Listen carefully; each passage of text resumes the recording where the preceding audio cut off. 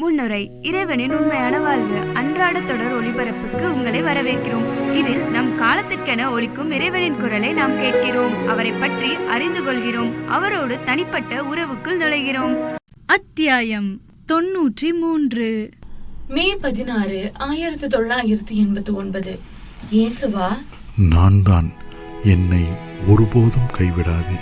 முன் எப்போதையும் விட அதிகமாக என் மீது ஆசை கொள். உன் துன்ப சோதனைகளில் வளரு. அவர்கள் தங்கள் இறைவனாகிய என்னை அன்பு செய்ய கற்றுக்கொள்ளட்டும். குறிப்பு: எல்லோரும் சாஷ்டாங்கமாக விழுந்து தங்கள் பரிசுத்தராகிய என்னை ஆராதிக்க அவர்கள் கற்றுக்கொள்ள எனக்கு அன்பும் ஆராதனையும் வேண்டும். என் ஆன்மாவின் நேசத்திற்குரியவர்களே, என் குருக்களும் ஆயர்களும் கர்தினால்களும் என் சித்தத்தை பகுத்துணர்ந்து கொள்ளும்படி அவர்களுக்காக ஜெபியுங்கள். ஆண்டவராகிய எனக்கு அன்பும் ஆராதனையும் ஒருமைப்பாடும் தேவை. அனைவரும் ஒன்றாக ஒரே ஒரு தேவ நற்கருணை பேழையை சூழ்ந்திருப்பது தேவை. அவர்கள் என் விருப்பங்களையே நிறைவேற்ற தேடினார்கள் என்றால், என் திருஹிருதயம், என் ராயப்பெருன், யாரிடம் மோட்சத்தின் திறவுகோள்களை நான் கொடுத்தேனோ அந்த ராயப்பெருன் தலைமையின் கீழ் இந்த ஒருமைப்பாட்டுக்காக எப்படி ஏங்கி ஆசிக்கிறது என்பதை அவர்கள் புரிந்து கொண்டிருப்பார்கள். ஆகவே ஆண்டவராகிய நானே ஒன்றிணையும்படி அவர்களை அழைக்கிறேன் என்பதை அவர்கள் அனைவரும் புரிந்து கொள்ளும்படியாக நீங்கள் அனைவரும் பக்தி ஆர்வத்தோடு ஜெபியுங்கள். என் திருப்பெயரின் கீழ் இருக்கும் அனைவரையும் என் ஆட்டுக்குட்டிகளின் ராயப்பரின் கீழ் உண்மையான ஐக்கியத்துடன் திரும்பி வரும்படி அழைக்கிறேன். பிற்பாடு திருநிலைப்படுத்தப்பட்டவராக என் திருப்பெயரை ஏற்றுக்கொள்ளும்படி மற்ற அனைத்து மக்களினங்களையும் நான் அழைப்பேன். அவர்களுடைய இதயத்தில் நான் பேசுவேன். மே 22, 1989. மெச்சுகோரே. ஆண்டவரா, நான் தான். நான் உம்மை நேசிக்கிறேன்.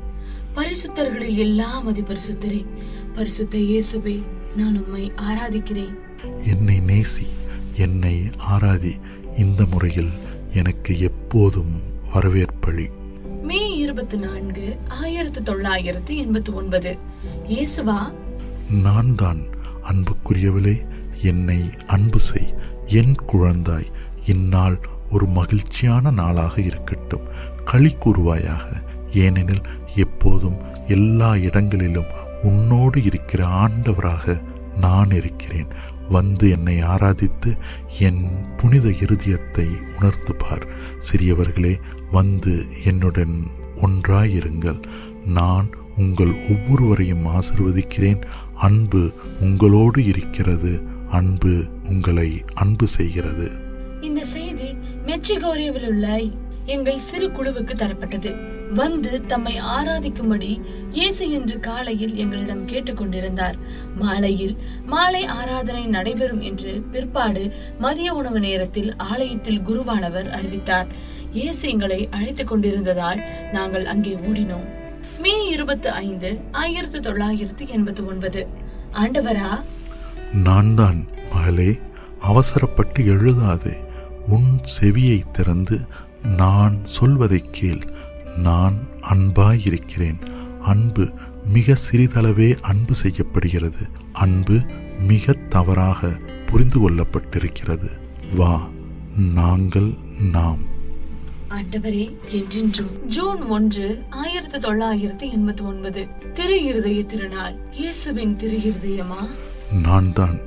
இன்று என் திரு இருதயம் என் குரலை கேட்கும்படி சகல மக்களினங்களையும் அழைத்து கொண்டிருக்கிறது.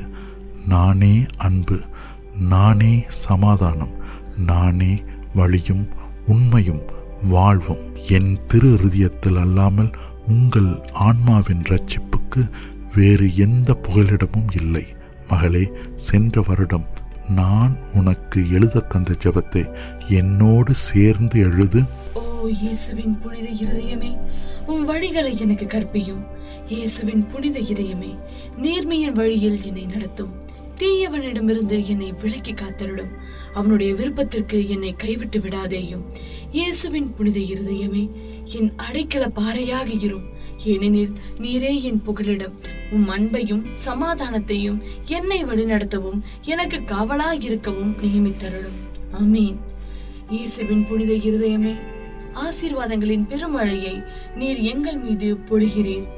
இயேசுவின் திரு இருதயமே, தனிமைப்பட்டவர்களுக்கு நீர் ஒரு நிரந்தர இல்லத்தை தருகிறீர். உம்முடைய குடும்பம் ஓர் இல்லத்தை கண்டடைந்தது. நாளுக்கு நாள் எங்களை காத்து ரட்சித்து ஒருவர் பின் ஒருவராக தம் இருதயத்துக்குள் எங்களை கூட்டி வரும் நம் ஆண்டவர் வாழ்த்தப்படுவாராக. நம் சுமைகளை சுமந்து கொள்பவரும் நம் துன்பங்களை பகிர்ந்து கொள்பவருமான நம் ஆண்டவர் வாழ்த்தப்படுவாராக. ஆண்டவரா, நான் தான். என் பிரசன்னத்தை உணர். உன்னையே ஞான விதமாய் ஒடுக்கிக் கொண்டு நான் சொல்வதை கேள். ஜெப கூட்டத்திற்கான செய்தி.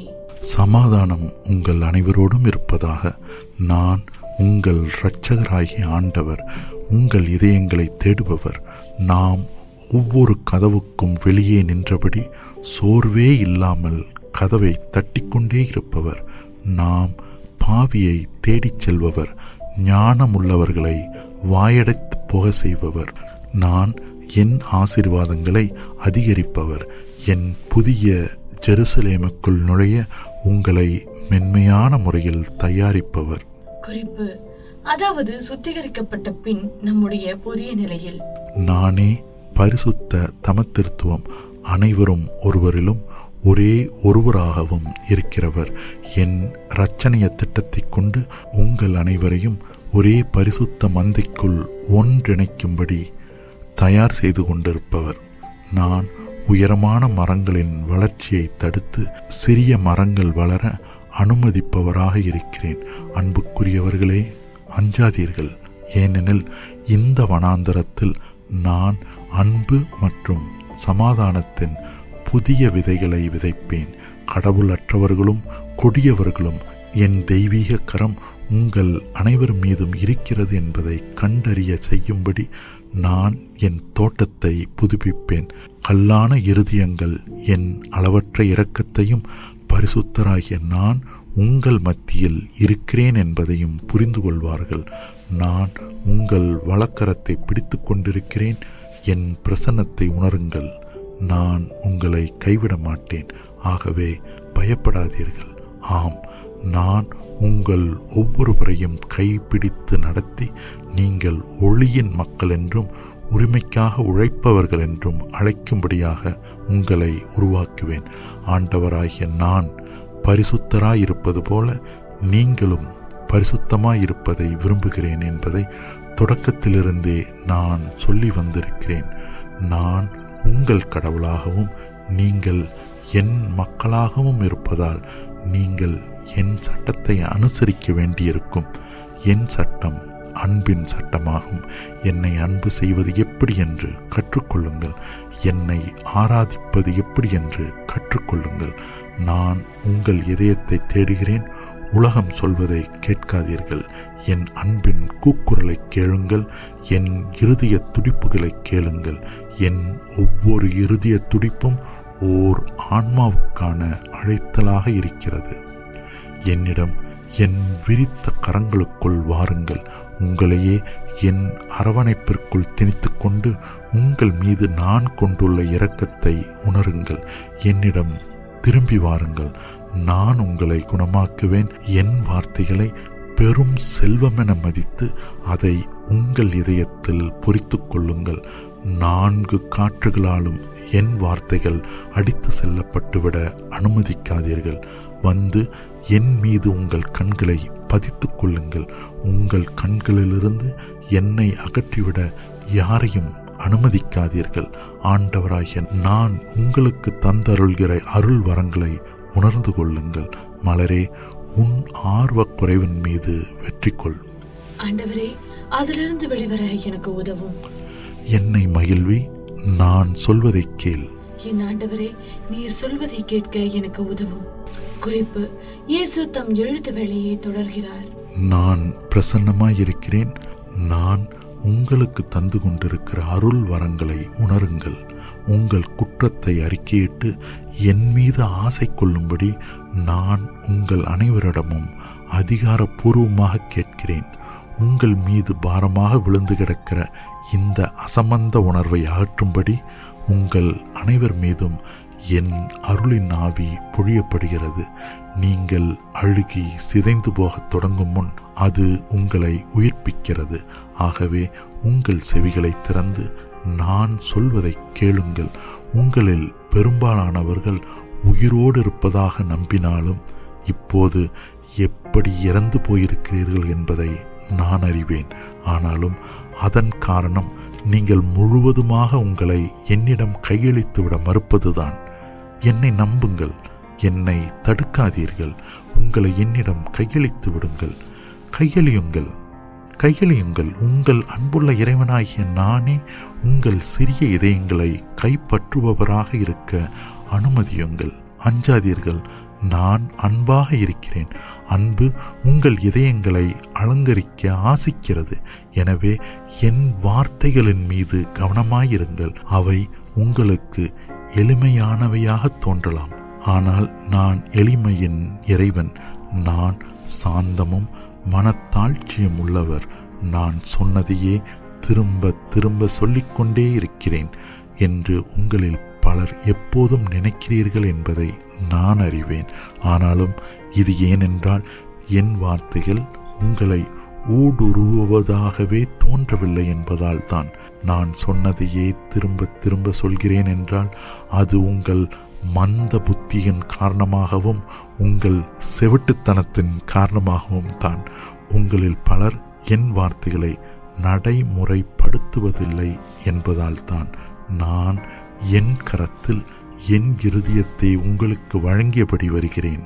நான் என் சமாதானத்தையும் என் அன்பையும் உங்களுக்கு வழங்கியபடி வருகிறேன். நான் உங்கள் அனைவரையும் மீண்டும் ஒரே ஆட்டுப்பட்டிக்குள் ஒன்று சேர்க்கும்படி வருகிறேன். உங்களை என்னிடம் இழுத்து உங்களை உயிர்ப்பிக்கும்படி என் மோட்ச சிம்மாசனத்திலிருந்து உங்களை நோக்கி குனிகிற உங்கள் இறைவனாகிய என்னிடம் வந்து என்னை போற்றுங்கள். என் அருளின் ஆவி உங்கள் மீது வருவதற்காக காத்து கொண்டிருக்கிற நீங்கள் அனைவரும் என்னை போற்றுங்கள். போய் எல்லா மக்களினத்தாருக்கும் என் நீதியை அறிவியுங்கள். என் செய்தி உலகின் எல்லைகளை சென்றடைய செய்யுங்கள். அவர்கள் என் அன்பின் கூக்குரல்களை கேட்க செய்யுங்கள். எனக்காக தாகம் கொள்கிற நீங்கள் அனைவரும் மகிழ்ச்சியோடு அக்களிப்பு கொள்ளுங்கள். ஏனெனில் நான் உங்களை நிரப்புவேன். பகலும் இரவும் ஒடுக்கப்பட்டுள்ள நீங்கள் அனைவரும் உங்கள் கண்ணீரை துடையுங்கள். ஏனெனில் உங்களை தேற்றவும் உங்களை காக்கவும் நான் இங்கே இருக்கிறேன். என் புனித இருதயம் உங்கள் அனைவரையும் பரிசுத்த தனத்தில் என்னிடம் வரும்படி அழைக்கிறது. என் மீது சாய்ந்து கொள்ளுங்கள். உங்களுக்காக ஒவ்வொரு நாளும் நான் காத்து கொண்டிருக்கிற என் தேவ நற்கருணை பேழைக்கு நான் உங்களை வழிநடத்துவேன். வாருங்கள், வந்து பரிசுத்த தனத்திலும் மாசற்ற தனத்திலும் என்னை பெற்றுக்கொள்ளுங்கள். என்னை நோக செய்யாதீர்கள். என்னை பெற்றுக்கொள்ளும் போது மாசற்றவர்களாகவும் பரிசுத்தர்களாகவும் இருங்கள். உங்களை ஞான விதமாய் ஒடுக்கி சின்ன வெண்ணிற அப்பத்தில் என் உயிருள்ள பிரசன்னத்தை கண்டுகொள்ளுங்கள். நான் உங்கள் பரிசுத்தத்தையும் மாசின்மையும் உணரவிடுங்கள். ஓ, எத்தகைய ஒரு அருள் வரத்தை நான் உங்களுக்கு தர துடிக்கிறேன் என்பதை மட்டும் நீங்கள் அறிவீர்களானால் வாருங்கள், என் செய்தியை தியானிப்பதன் மூலம் என்னை மகிழ்வியுங்கள். என்னை மகிழ்வியுங்கள். என் செய்தியை வாழுங்கள். என்னை மகிழ்வியுங்கள். உங்கள் வாழ்வுகளை மாற்றுங்கள். இன்று நான் தரும் செய்தியை தியானித்து தன் இதயத்தை ஆராய்ந்து தன் ஆத்துமத்தை பரிசோதிக்கிற மனிதன் பேறு பெற்றவன். ஏனெனில் நான் அவனை எழுப்புவேன். தன் குற்றத்தை ஒப்புக்கொண்ட அந்த ஆயக்காரனைப் போல என்னிடம் வரும் குருக்களும் ஆயர்களும் கருதினாள்களும் பேறு பெற்றவர்கள். குறிப்பு: லூக்கா 18ஆம் அதிகாரம் இறைவார்த்தைகள் 9 முதல் 14 வரை.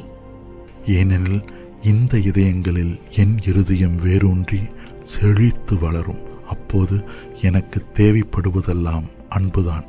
அன்பும் ஆராதனையும் மட்டும்தான் என்பதை அவர்கள் கண்டுணரும்படியாக நான் அவர்களுடைய கண்களின் மீதுள்ள மூடு துகளை அகற்றுவேன். ஆனால் அந்தோ, இந்த தேவ ஊழியர்களில் மிக பலர் சாத்தானின் வசியங்களுக்குள் விழுந்து விட்டார்கள். அவர்களுக்குள் அன்பு இல்லாத போது அவர்களுடைய வெளிச்சடங்குகளையும் போலியான தாழ்ச்சியையும் நான் எப்படி தாங்கிக் கொள்ள முடியும்? இவர்களில் எல்லோரிலும் முதலாவதாக என் குழந்தைகளுக்கு நல்ல மாதிரிகை தந்து என்னிடம் அன்பு நிறைந்த இதயத்தோடு வந்து என் பரிசுத்த பிரசன்னத்தில் சாஷ்டாங்கமாக விழுந்து மௌனமாக என்னை ஆராதிக்கிறவராக யார் இருப்பார்?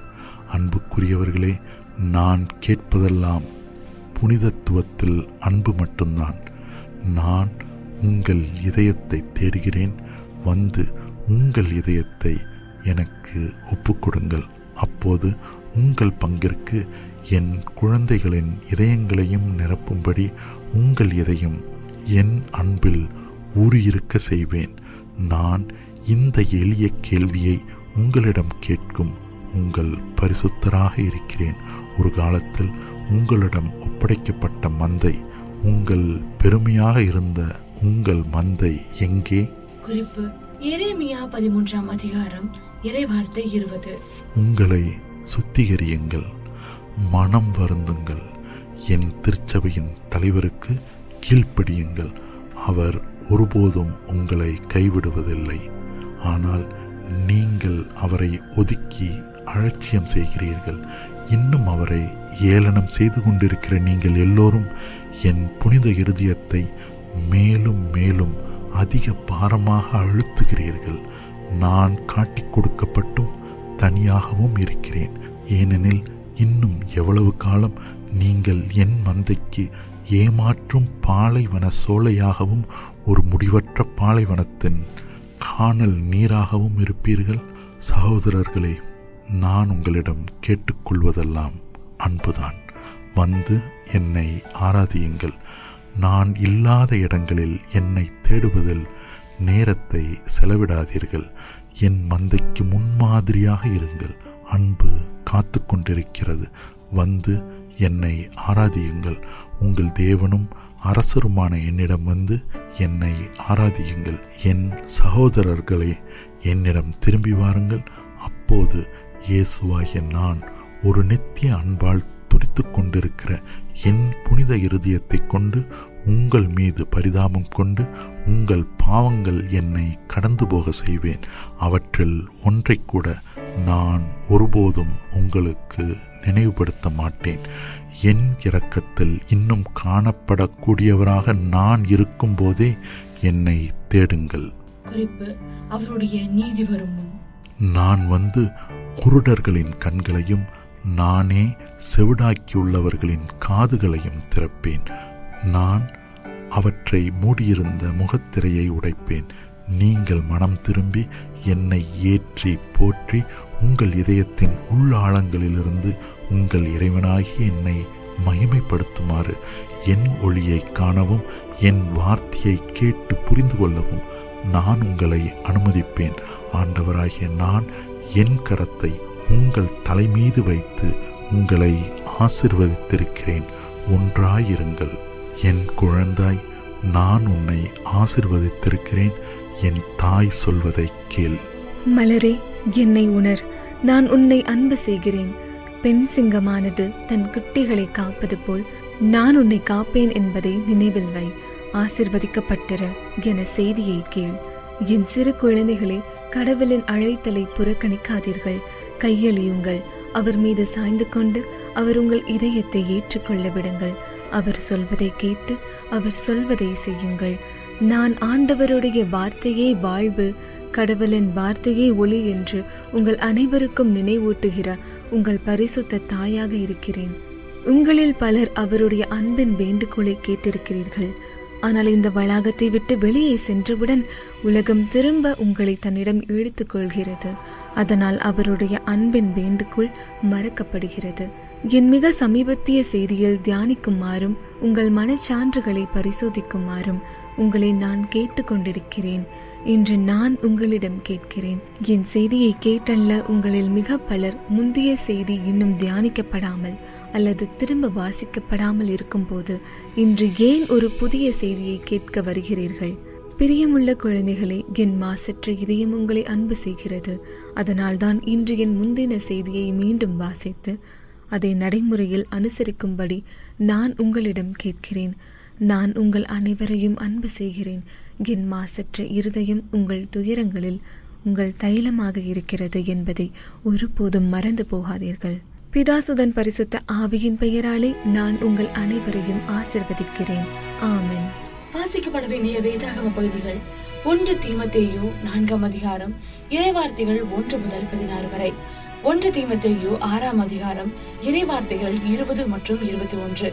2 தீமோத்தேயு 2ஆம் அதிகாரம் இறைவார்த்தைகள் 14 முதல் 26 வரை மற்றும் 2 தீமோத்தேயு 3ஆம் அதிகாரம் இறைவார்த்தைகள் 1 முதல் 17 வரை. முடிவுரை. இறைவனின் உண்மையான வாழ்வு அன்றாட தொடர் ஒளிபரப்பை இப்போது நீங்கள் கேட்டீர்கள். ஒரு புதிய ஒளிபரப்பில் மீண்டும் நாளை உங்களை காண நாங்கள் மிகவும் ஆவலாக இருக்கிறோம்.